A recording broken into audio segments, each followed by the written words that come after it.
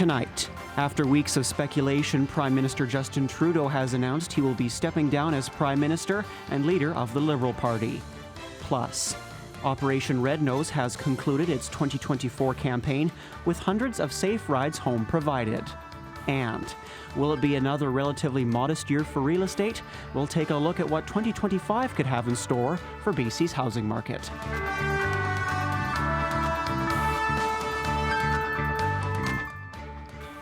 Good evening and welcome to CKPG News. I'm Adam Burles.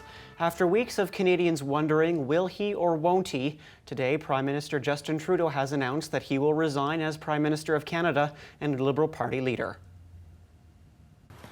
Over the holidays, I've also had a chance to reflect and have had long talks with my family about our future. Throughout the course of my career, any success I have personally achieved has been because of their support and with their encouragement. And with that, Canada's 23rd Prime Minister Justin Trudeau announced his resignation as Liberal leader, triggering a leadership race, although he will stay on until such time as a new leader is chosen. We have a Prime Minister that's resigning, but he's staying around in the job. Usually you just kind of leave quietly and don't let the door hit you on the way out. And a Prime Minister has to make important decisions for Canada, for the world, and without Parliament in session, that will just be done by Executive Council without going to the people through Parliament. He also announced his plans to prorogue government until March 24th to, quote, reset the clock, unquote, after months of political gridlock. It's a common thing you can do in a parliamentary system to cool things off or to end a session and to reset government.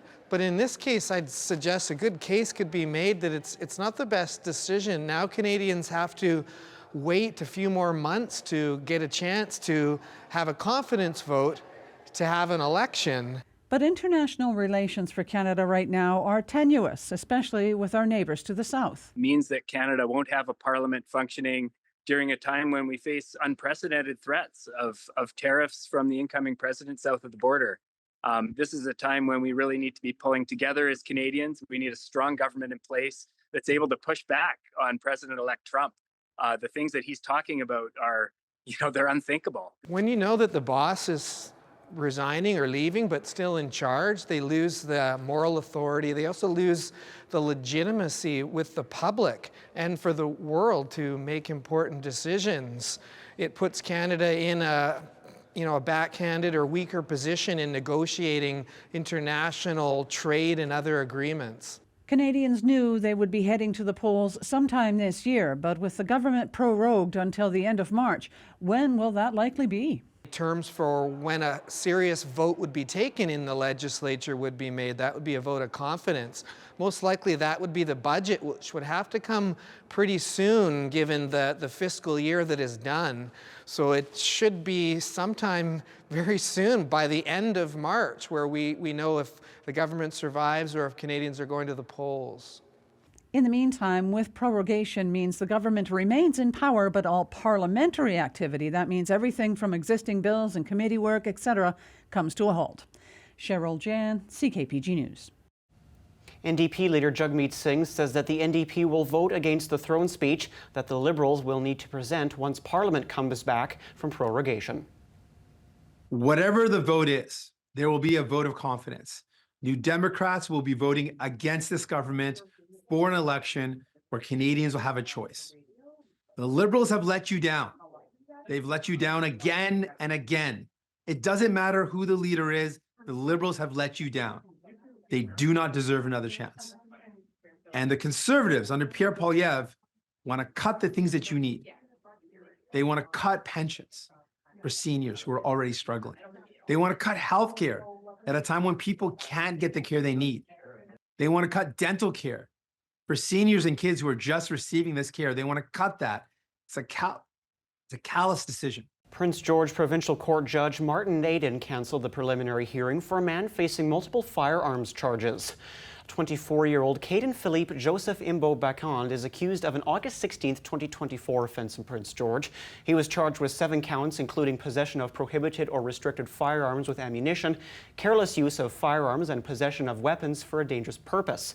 On Friday, January 3rd, Imbo Bakand appeared briefly by video conference, and his lawyer, Anthony Zip, told Naden that he had reached a consent to committal with the Crown and asked for the May 20th to 21st preliminary hearing to be cancelled. Imbo Bakand's next appearance was today in BC Supreme Court when he was scheduled for trial on separate charges. Things are looking up for northern BC real estate in 2025 as a strong end to 2024 is expected to carry over into this new year. And it's not just for sellers, as trends show homes could be getting increasingly more affordable for anyone looking to get into the market. Tommy Osborne has more. 2025 is off to a strong start for the Prince George real estate market, as there's already 6 new listings in just the first week of the year, with prices ranging from the 300,000s to 800,000s. There's a little bit of something from everybody between those ranges, so I think that spread is a really great indicator of what's to come. This is picking up from a 2024 that saw sales go up in northern BC compared to 2023, with an especially strong December. An increased supply has met demand, and the wide range of prices means the market is improving from previous years that saw absurdly high prices and little supply. There's going to be real estate available to purchase, and when there's inventory, there's going to be buyers that follow.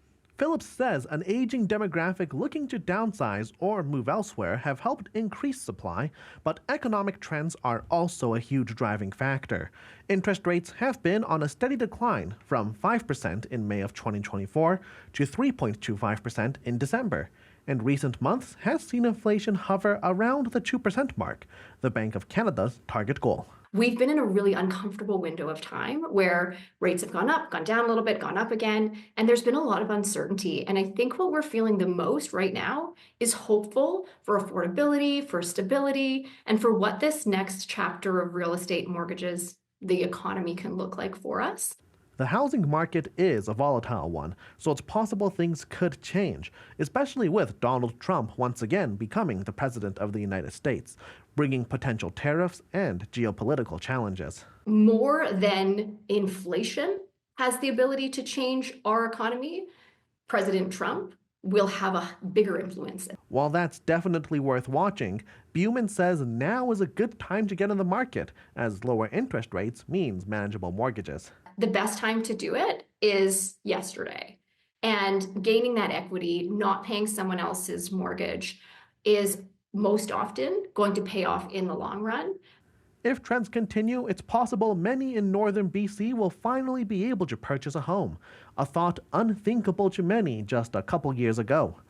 Tommy Osborne, CKPG News. Operation Rednose has had another successful yearly campaign. Between donations and matching grants, the local Operation Rednose campaign has raised just over $60,000. All the money raised goes to the Nechako Rotary Club for local sports.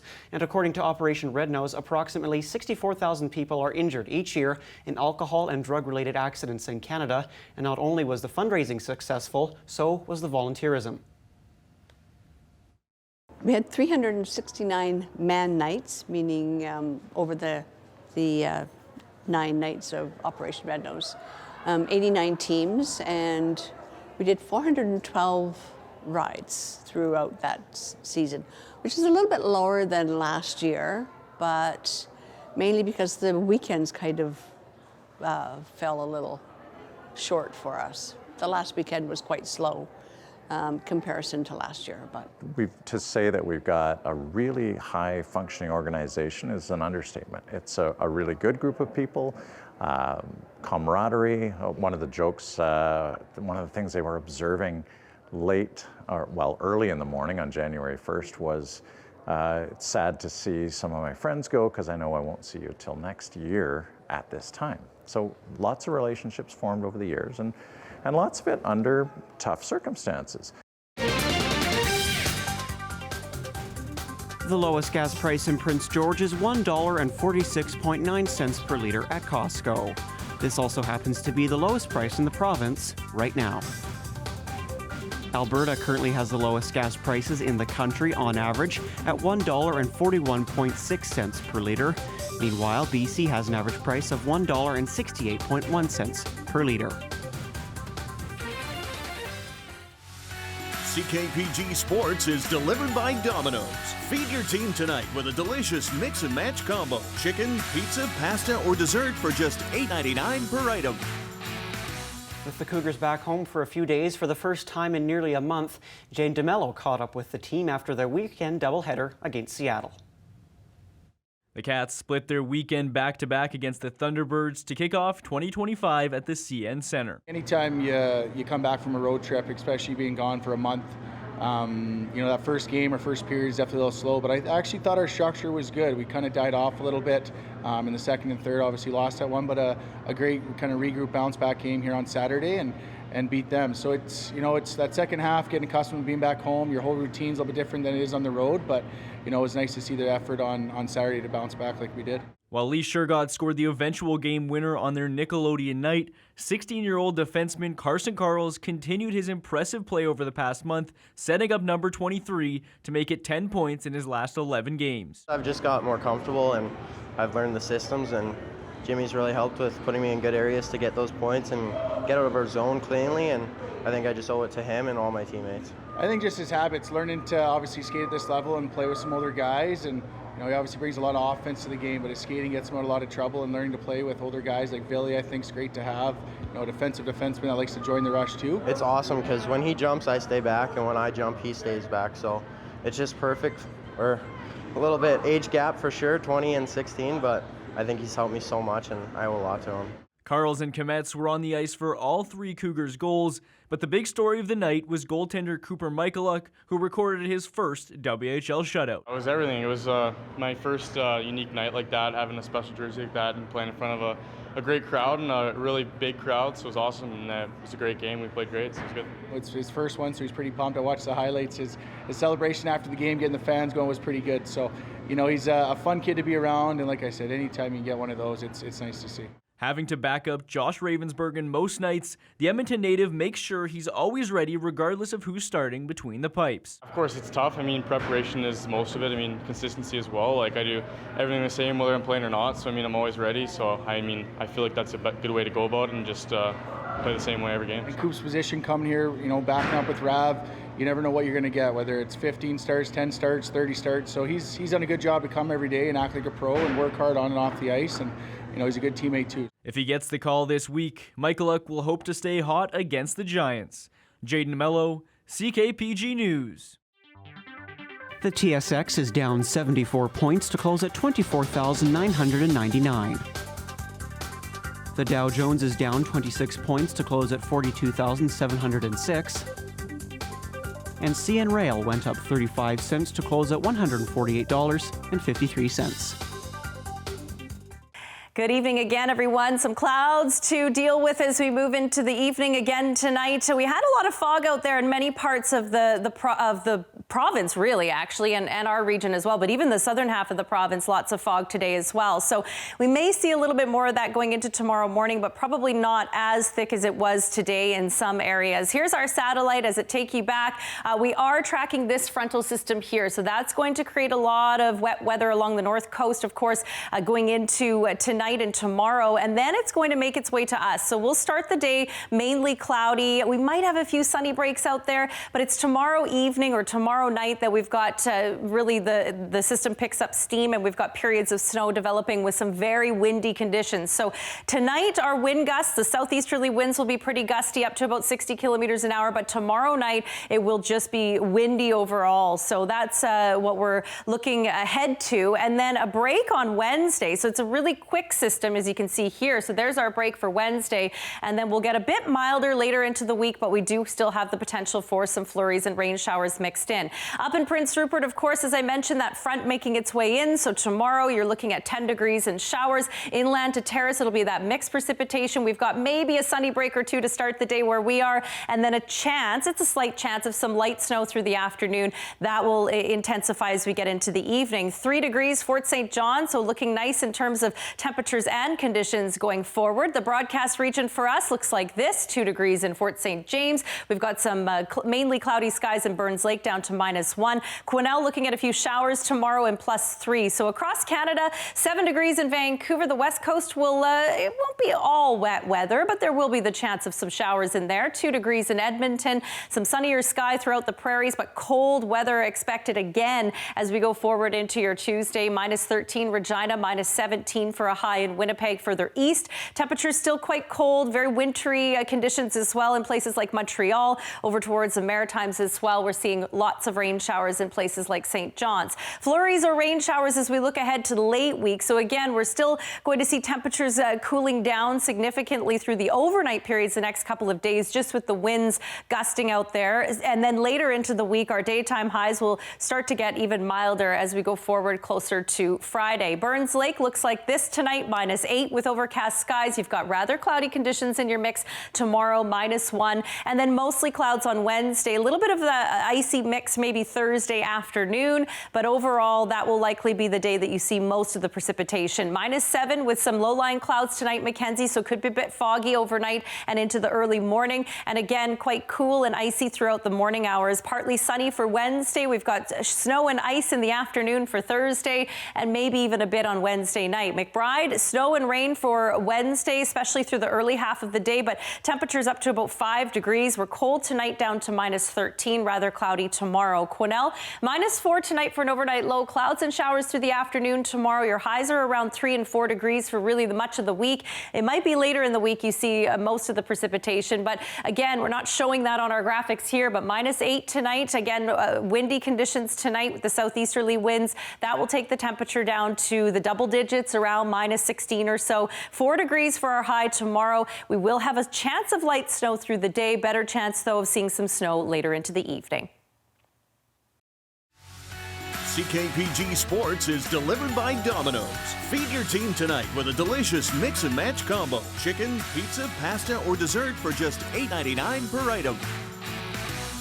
The Spruce Kings were on the road for their first 2 games of 2025 this past weekend. They kicked things off against the reigning Fred Page Cup champs, the Surrey Eagles, and despite Will Moore scoring the opening goal, Prince George allowed 4 unanswered in the third to drop it 4-1. On Saturday, they were in Chilliwack against the Coastal Conference's best. Once again, they opened the scoring thanks to BCHL All-Star Scogan Trott, but after heading to the third, knotted up at 2 apiece, Carter Anderson potted a natural hat trick to seal a 5-2 Chiefs victory. Tonight, CKP3 showcases the best plays from Week 18 in the NFL, wrapping up an incredible season on the gridiron on Sunday. While the Packers lost Jordan Love and one of their top receivers, Christian Watson, Malik Willis was doing his best to keep him in the game. Willis, late pressure comes down the sideline, jump ball, and it's caught! Malik Heath with the grab! Heath's beautiful catch with his arms fully outstretched kept the Packers' drive alive that resulted in a touchdown. In Tennessee, the Texans were playing with house money in their final game before playoffs, but weren't taking their foot off the gas against the Titans. Here's Pierce, and Pierce is going to break free. He's going to go all the way with one man to beat. Mike Brown is trailing him, and Pierce inside the 10, into the end zone. 92 yards for Dameon Pierce, and the Texans are feeling good. Pierce's explosion to the end zone was part of a career-high 176 rushing yards, more than doubling his season output. In Denver, the Broncos needed the win to clinch a playoff spot and got a few lucky bounces against the Chiefs. Looking for the rookie record. Ball tipped and caught! Oh my gosh! The double deflection and a Denver touchdown! Knicks' rookie record 19 passing touchdowns at home led the Broncos to their first playoff berth since 2015 in a 38-0 statement win over KC to wrap up tonight's CKP3. All right, that's all the time we have tonight. Thanks so much for joining us. For news anytime, visit our website at ckpgtoday.ca. Once again, thanks for joining us. Have a great night. We'll see you tomorrow.